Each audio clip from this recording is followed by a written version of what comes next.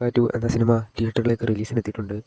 ചിലവരൊക്കെ പറയുന്നത് അടിപൊളി സിനിമയാണ് എന്നാണ്. പക്ഷേ ചിലവരൊക്കെ പറയുന്നത് ഒരു ആവറേജ് പടം, ചിലവരൊക്കെ പറയുന്നത് ഒട്ടും കൊള്ളത്തില്ല എന്നാണ് പറയപ്പെടുന്നത്.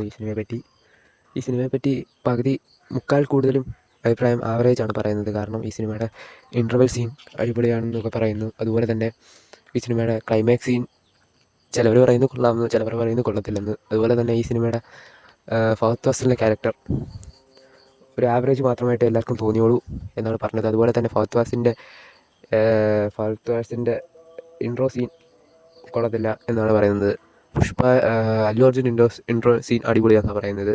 അതുപോലെ രശ്മിക മന്ദന ഒരു ക്രിഞ്ച് ഐറ്റമാണ് ചെയ്തതെന്നാണ് പറയുന്നത്. അതുപോലെ തന്നെ ചിലവരൊക്കെ പറയുന്നത് ഇതിനകത്ത് ഐറ്റം സോങ്ങിൻ്റെ ഒരു ആവശ്യമില്ലായിരുന്നു, വെറുതെയാണ് ഇതെടുത്തത്. അതുപോലെ തന്നെ ഈ സിനിമയിൽ കുറേ നെഗറ്റീവ് അഭിപ്രായങ്ങളുണ്ട്, കുറേ നെഗറ്റീവ് ഭാഗങ്ങളുണ്ട്. ഫൈറ്റിംഗ് സീനൊക്കെ എന്ന് പറഞ്ഞാൽ തെലുങ്ക് സിനിമ കാണുന്ന പോലെ ഒരു ഫീലിംഗ് ആണ്. പക്ക ഒരു തെലുങ്ക് ക്രിഞ്ച് സിനിമ കാണുന്ന ഒരു ഫീലിംഗ് ആണ് ഫൈറ്റിങ്ങിന്.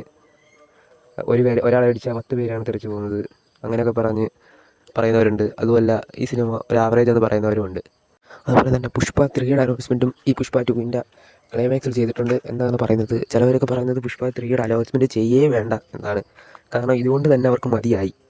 കാരണം അത്രയ്ക്ക് ബോറായിട്ടാണ് എടുത്തേക്കുന്നതെന്നാണ് ചിലവർ പറയുന്നത്. പക്ഷേ ചിലവർ പറയുന്നതെന്ന് പറഞ്ഞാൽ ഇത് അത്യാവശ്യം നല്ല സിനിമയാണ്. പക്ഷേ എല്ലാവരെയും ഒരേ ഒരു അഭിപ്രായമുള്ളൂ.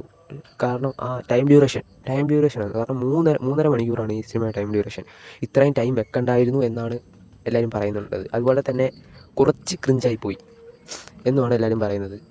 കൂടുതൽ റിപ്പോർട്ടുകൾ നോക്കുകയാണെങ്കിൽ ഈ സിനിമ ഒരു ആവറേജ് ആയിട്ടാണ്, ഒരു പക്ക തെലുങ്ക് സിനിമ. തെലുങ്ക് എന്ന് പറയുമ്പം ഒരാളെ അടിക്കുമ്പോൾ 10 പേര് തെറിച്ച് പോകുന്നത്, അങ്ങനെയുള്ള ഒരു സിനിമ ആണെന്നാണ് ഈ സിനിമയെക്കുറിച്ച് അഭിപ്രായപ്പെടുന്നത്. നിങ്ങൾ കണ്ടവരാണെങ്കിൽ നിങ്ങളുടെ റിവ്യൂ കമൻറ്റ് ബോക്സിൽ രേഖപ്പെടുത്തുക. അതുപോലെ തന്നെ ഈ ചാനൽ ഒന്ന് സബ്സ്ക്രൈബ് ചെയ്തേക്കുക, ലൈക്കും ചെയ്തേക്കുക. ഓക്കെ.